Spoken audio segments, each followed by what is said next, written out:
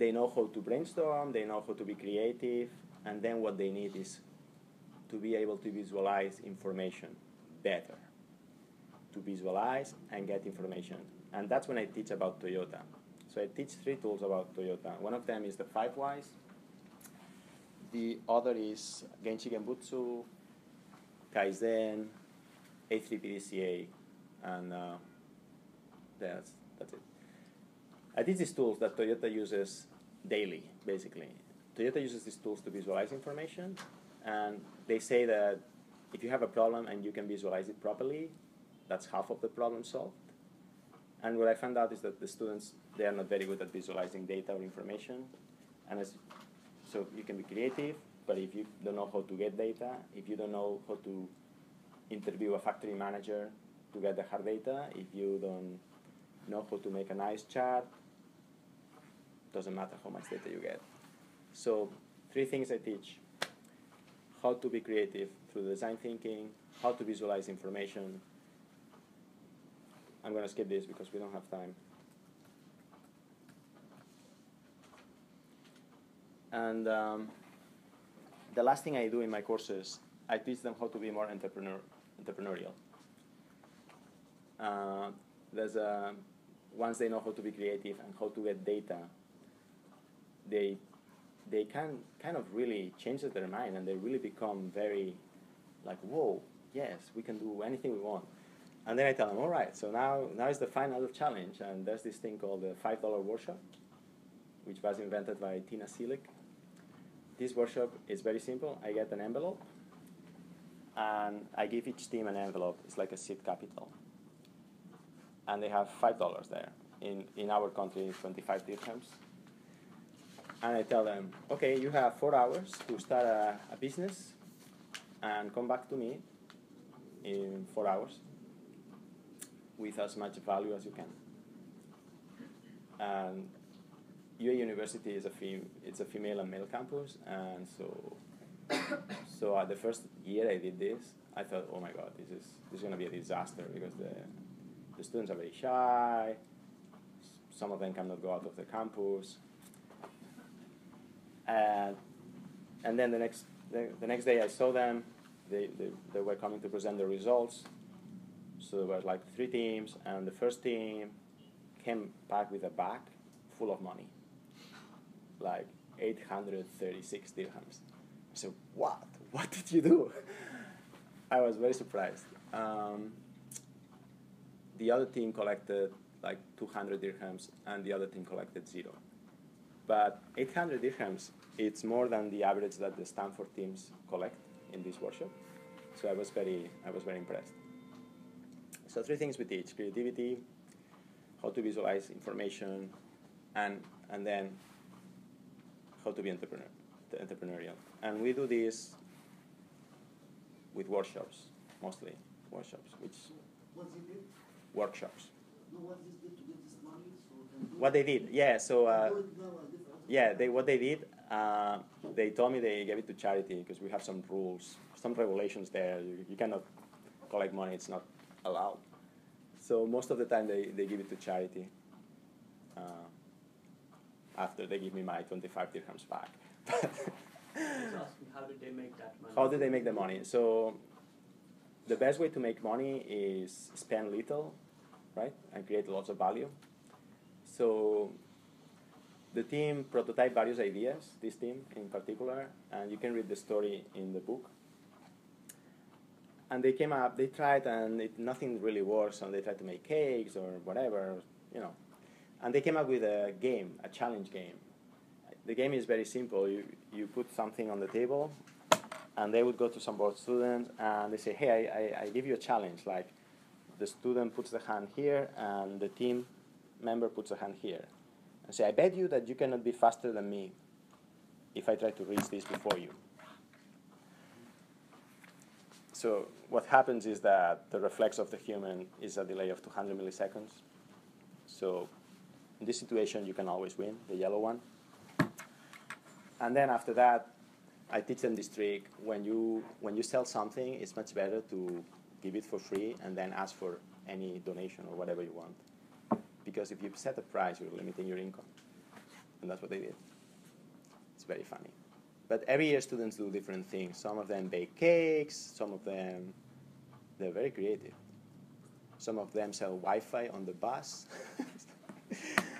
Very interesting. So that's all. And if you like to keep in touch, just my LinkedIn and any questions? Yes. I have two questions really quickly. The first one is about you are teaching our students here in management and business the scientific way of solving problems. Yes. With 5, 6 steps, starting with the goal, defining the goals, the problems, options. Is there design thinking? It's absolutely, yes, it's suited. Let me answer this one first. Yes. The first workshop we do in the course is the Marshmallow Challenge, which I'm going to show you right now here. Marshmallow.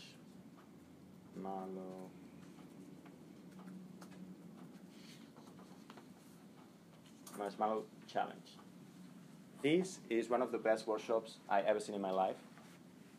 It was invented by Peter Skillman, the guy from Nokia, but it was made famous by this guy, Tom Wujek, in a TED Talk a few years ago. Now everybody knows this workshop, so it's kind of boring. But if your students have not done this workshop, they should do it tomorrow.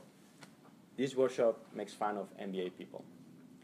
And the workshop is about, I give you 18 minutes, 20 spaghettis, 1 yard of tape, and one yard of string, and 1 marshmallow. And there's teams, and you have to build the tallest tower you can in 18 minutes. And what do you think happens? They did this workshop with kindergarten, MBAs, engineers, architects. So what happens is that kindergartens build taller towers on average than MBAs. Can you believe it?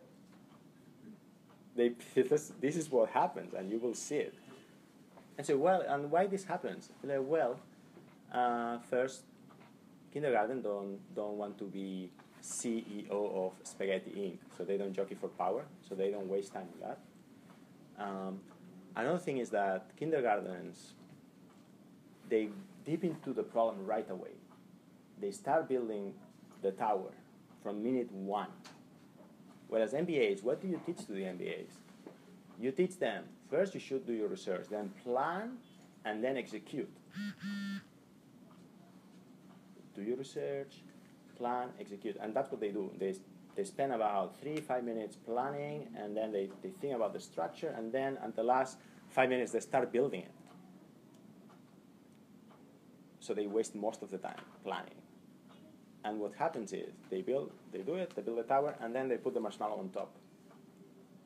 And then the thing goes boom. Whereas the kindergartens, they just jump on it right away, and they put the marshmallow from the beginning. And not only that, the kindergartens, they build a little tower, and then they make it bigger, and then they make it bigger. What's happening is kindergartens prototype more often, whereas the MBAs, what do they teach them? You teach them plan and then execute. You only have one chance, and don't screw it up. And that's what they do. And then they put the marshmallow, and what happens is, in this workshop, in fact, the marshmallow is the heaviest element. And you put it at the end. It doesn't make sense.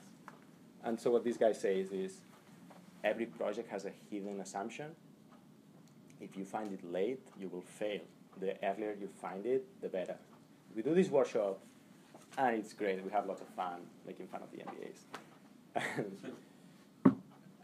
But then still people don't get it. They don't believe it. And so then I tell them a case about Alex Ferguson. Alex Ferguson is Manchester United's uber famous coach and trainer. And Alex Ferguson built his entire career on just 3 marshmallows. Just 3 marshmallows.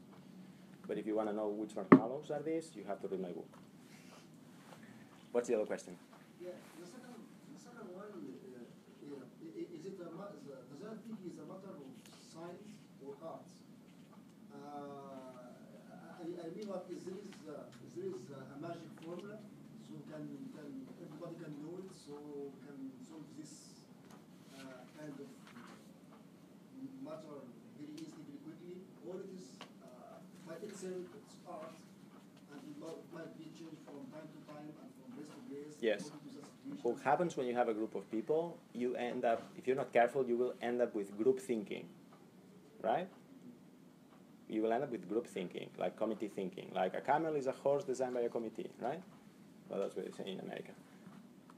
If you want to avoid that, that's one way to do it. Yes? Yes, thank you for your presentation. Actually, I like some words that you mentioned that we have to think about our thinking. Yes. Which is interesting actually. But I have questions, which about other methods which are similar to your method. I don't know if you heard about JAD, Joint Application Design, and Contextual Query Design. So I cannot see, what is the difference between your method of this design thinking and the other methods. There is no difference. Most of, even now Google, if you go to the Google design page for UX, this method works everywhere. It's universal. Like gather information, brainstorm, build on other people's ideas, let ideas combine, and then do it again. It's a universal method. But these guys were the ones that started first. Yes? I think in JAD they make prototype and then they have more sessions and all.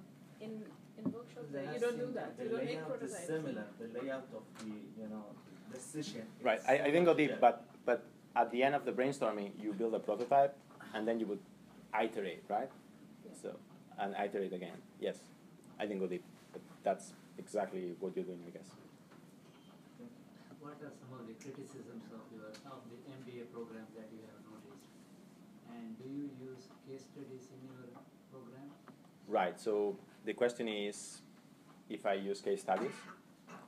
Yeah. So one of the things we say is this is not a case study based program; it's a workshop based. But there are very good case studies out there. One of them is the Alex Ferguson case. So sometimes we use case studies. Yes, because it's a fast way to reinforce information. And any criticism about the MBA program? Yeah, well, I wrote this post on LinkedIn making fun of them. It went a bit viral. Not this one, but another one. Why MBA programs need to change. And this post came because one day I was in Hong Kong and I went to visit the Hong Kong MBA program there, the Hong Kong University of Science and Technology. They have a very good MBA. And I met with the dean. And I said to her, well, I really like Hong Kong. And in the summer, I usually teach design thinking to MBAs around the world. So why don't you invite me next summer? I would love to come. And she looked at me like, what is design thinking, creativity? Like, he looked at me like he didn't understand anything at all. And then a few months later, I decided to write this post to see if she would react. MBA programs are taught in a very case-based, like there's only one single solution. They don't teach empathy, which is really important to MBAs, but they are the ones that would benefit the most of having a bit of empathy. If you look at one of the things they say, Windows 8, what a huge mistake. And this Metro interface. I say this probably was designed by MBA people. Other questions? All right. Thank you very much, Dr. Brinkers. I'd like to present to you a small certificate of appreciation signed by our president. Thank you very much for coming, and